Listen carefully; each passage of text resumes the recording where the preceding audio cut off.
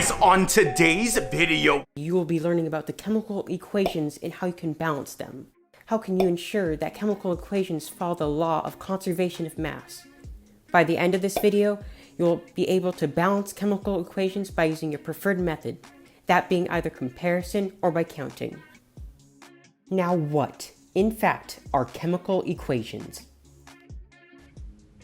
Chemical equations are made up of two things: reactants and products. A reactant is an element that is included in a chemical reaction before a reaction occurs. A product is a substance that is formed as a result of the chemical reaction from the reactants.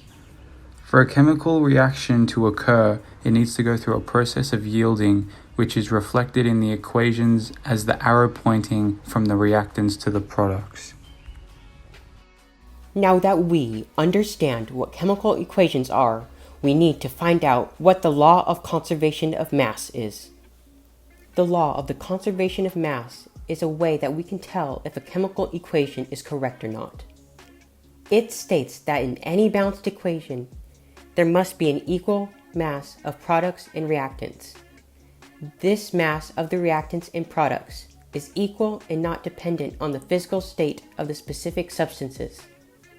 Balancing chemical equations is very simple. You just need to make sure that on both sides of a chemical equation, the number of elements is equal. When looking at a chemical equation, you should first identify what and how many elements you have in the equation. Then continue to balance out the equation. Let's wrap up with one that sometimes gives people problems. So we can see we have 1 carbon, 4 hydrogens, and 2 oxygens. Easy. Over here we have 1 carbon, and then we have 2 oxygens, and then we have 2 hydrogens.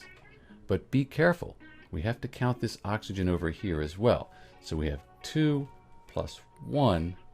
That'll give us 3 total oxygens. I'll start by balancing the hydrogens. If I put a 2 in front of this hydrogen, 2 times 2, that'll give me 4. And that'll fix the hydrogens. But now I have 2 oxygens plus 2 times 1, 2 oxygens. That gives me a total of 4 oxygens. But that's good, because now if I put a 2 right here and change this coefficient, 2 times 2 equals 4, and now everything is balanced. When you are balancing a chemical equation, we have to take into account the law of conservation of mass. The conservation of mass says that matter cannot be created or destroyed during a chemical reaction or the process of balancing equations. There are no atoms that are either gained or lost. They just take a new order, but the number of atoms stays consistent throughout the whole process. For a chemical equation to work, an indicator that allows us to see if it has been successful or not is the mass of the reactants is equal to the products. If it is not, then we know that the chemical reaction either doesn't work or wasn't successful. Thank you.